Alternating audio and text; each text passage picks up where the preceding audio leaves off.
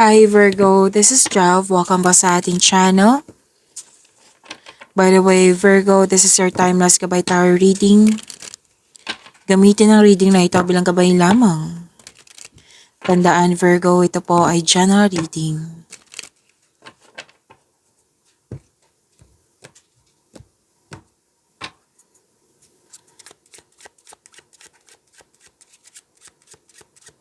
Mga parating pa para kay Virgo.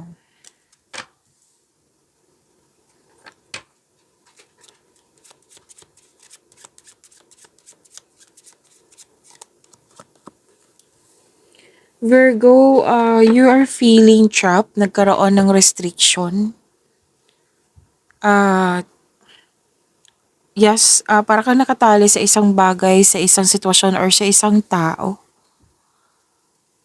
na hindi ka maka-express ng mabuti kasi may limitation, may rules na may rules na dapat sundin na nahihirapan ka, nabibigatan ka. So, entrapment na naging malungkot ka. And, yes, nagkaroon ng loss of freedom. Opo. At, nahihirapan, may ano dito feelings of shame na parang guilty. Oo. So, sabi ng card dito na stop punishing yourself. Huwag mo pahirapan yung sarili mo.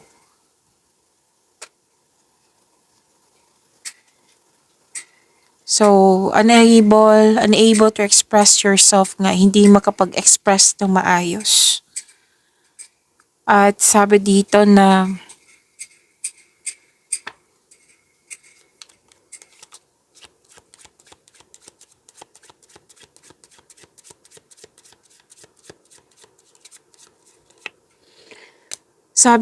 may nagsinungaling, may corruption na concern, tapos may naging defensive. So, napanghinaan ng loob. Tapos ingat din kasi may pag-traidor dito na hindi totoo sa'yo, a fake something or other. Two-faced person ang nakikita ko dito, Virgo. Tapos, deception nga, mapanlin lang. So, ingat kayo sa kanya. And, pwede din po na may nagkamali, may nagsinungaling. Pwedeng pinagtakpan mo siya or di kaya'y witness ka sa mga nangyari na may taong nagkamali, may nagsinungaling tapos pinagtakpan niya. Yan. Tapos may sabi dito na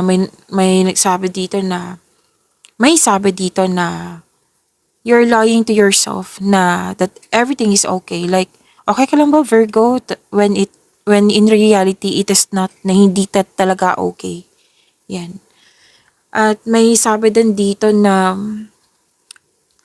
may man in uniform po dito na masusunod yung gusto niya, desisyon, ideas, or plano, na may professional dealings na pwedeng itong taong ito ay magbibigay ng balita sa'yo. At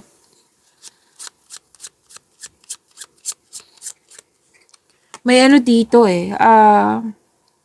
may lalaki dito. Makinig ha, lalo na sa mga single dito. May lalaki dito na mamahalin ka, pero iiwan ka niya. Pwede nangyari na to sa nakaraan or mangyayari pa lang na sana hindi, di ba? Na sana maiwasan nyo kasi playboy. Playboy nga, anong tawag nito? Ano pang tawag nito? Yung hindi nga totoo. Playboy na wala siyang good intention. Yan. So, iwas kayo. Kung pwede, maiwasan nyo to. And sa mga single dyan, so itanong nyo kung may naligaw sa inyo, like mahulog na yung loob mo sa kanya, kilalanin mo muna. Alamin mo muna kung ano talaga, kung paano siya magmahal. Yan. So may sabi din dito na may disiplina, nagdisiplina ka, pwede nag-iipon ka, or nagdisiplina ka sa iyong sarili.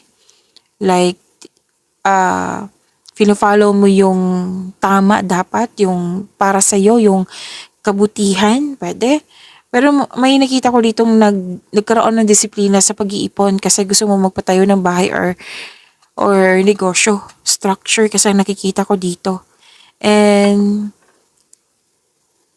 preparing, ano to, ang tawag dito, mapapalaban ka kasi may issue.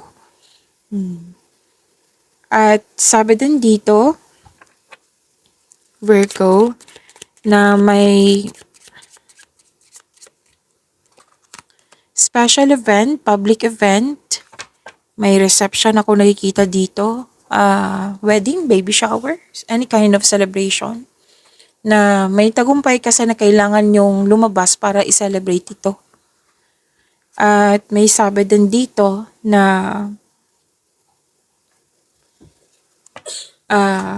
may travel na magaganap or biglaang pangyayari na kailangan mong pumunta. Oo, so vacation nandito din. May mangyayaring self-discovery sa journey na ito or magkakaroon ng progress sa journey na ito. Yes, may journey kasi ako nakikita dito and may pagkakaisa sa pagbabago na ito.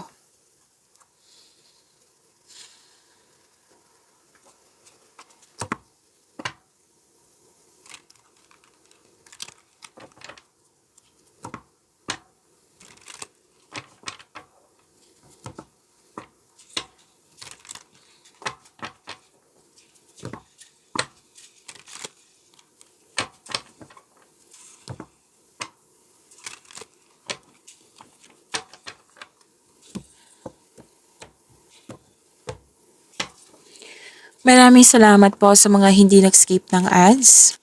Subscribe na po kayo sa ating channel at click bell notification para updated po kayo sa bagong video natin. Para sa mga gustong magpa-reading po, comment po kayo ng personal reading and check na reply sa comment section.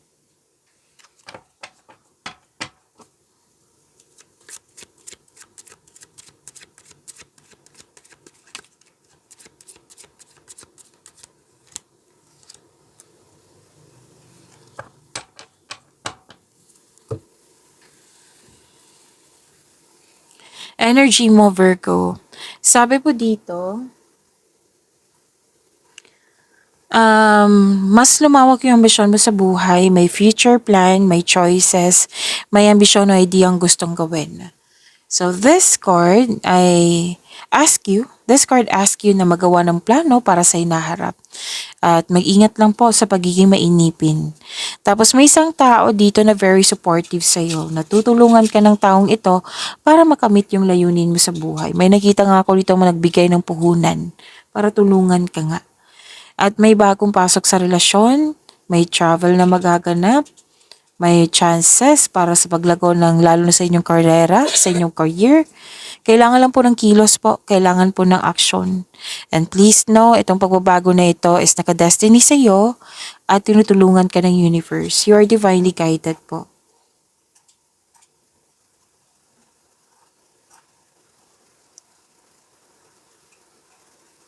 At sabi din dito na ipagpatuloy nyo magkinig sa inyong intuition kasi it will guide you na makakreate ka ng malaking desisyon ng dahil sa makinig ka na marunong ka makinig sa iyong intuition. At yan, ang iyong buhay ay patuloy na yumayabong kasi marunong ka makinig sa iyong sarili, sa inyong sitwasyon, sa inyong intuition at nag-explore ka ng new direction.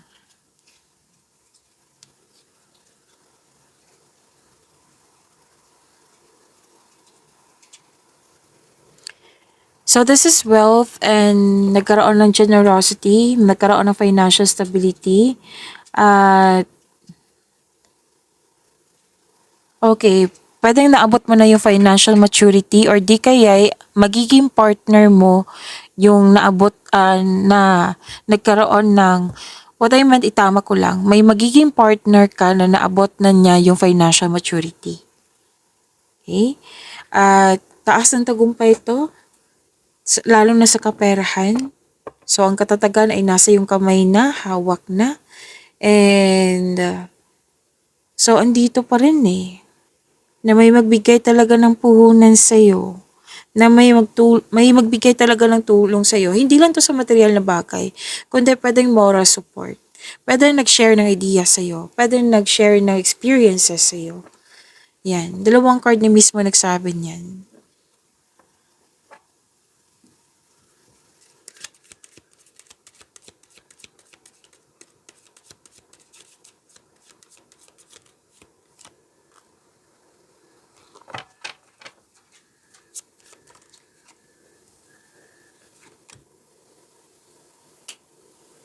Okay, takpan lang natin to kasi nakahubad. Hindi po kasi siya pwede dito. And don't you worry, reading natin yan. Huwag po daw kayo magpasobra sa trabaho. Kasi nakita ko dito overspending sa trabaho, overspending sa material na bagay. Pwedeng concern nyo to sa kapwa nyo or concern to para sa iyo. So, make it balance. May toxic dito or pwedeng may controlling person dyan. So, kailangan ng freedom, kailangan ng recovery, kailangan ng balance.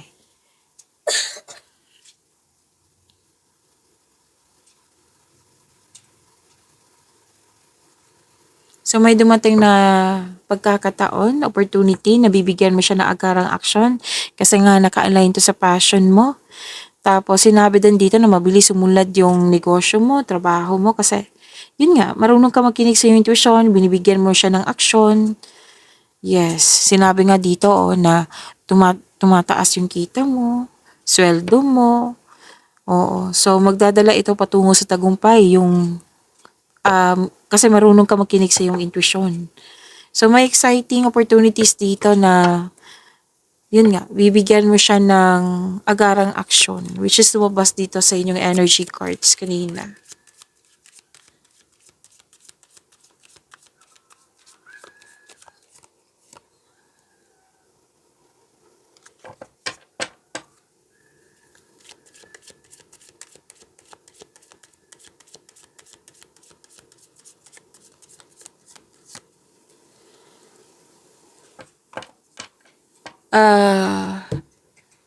Virgo, huwag niyong kalimutan na mag-subscribe sa channel natin at click yung bell notification para updated pa kayo sa reading natin. Marami kayong February video reading ha. So, panoorin niyo po. Andito lang po. Hanapin niyo po sa channel natin.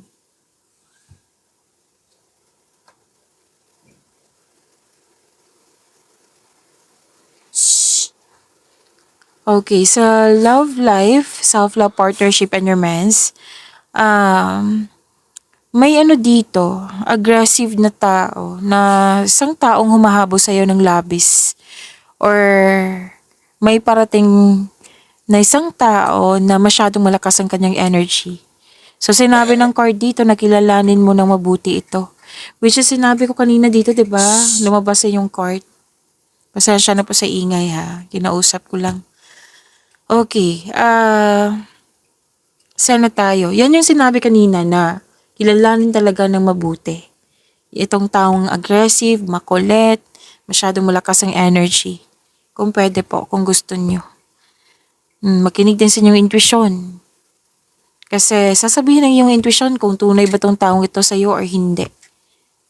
Okay? Sabi ng card. Pwede din naman hindi siya maliligaw or taong nagkagusto sa'yo, kundi pwede din isang tao na kaibigan, magiging kaibigan mo.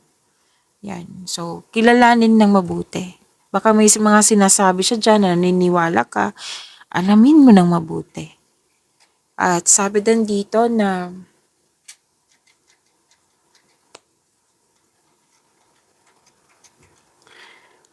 para sa mga single, huwag kayong mag-alinlangan na mag-invest sa bagong relasyon. Kasi may ligawan talaga dito or nagkagusto ka sa isang tao. Para sa mga relasyon sa buhay mag-asawa, may nakita ko dito masinsinang pag-uusap. May sisinang pag-uusap, may importanteng pag-uusap kasi confrontation. Yes, at okay. May concern siya regarding sa disbalance, like lack of time or hindi nagkasundo na kailangan balansehin. Para magkaisa po. At sabi dito na if you're single, na wag pilitin na magbuo agad ng relasyon. Kailangan na kilalanin mo muna. Tapos sa mga naghihintay, may parating sa inyo at magtiwala. Magtiwala po sa divine timing kasi may tao talagang nakatadhana sa'yo. Sa mga relasyon sa buhay mag-asawa, nagbigay kayo ng tiwala sa isa't isa. Ang taas ng trust level dito tapos this may lead to the next level sa inyong relasyon. Pag-imanin niyo po yung blessings na binigay sa inyo. Virgo, see you tomorrow. Maraming salamat po.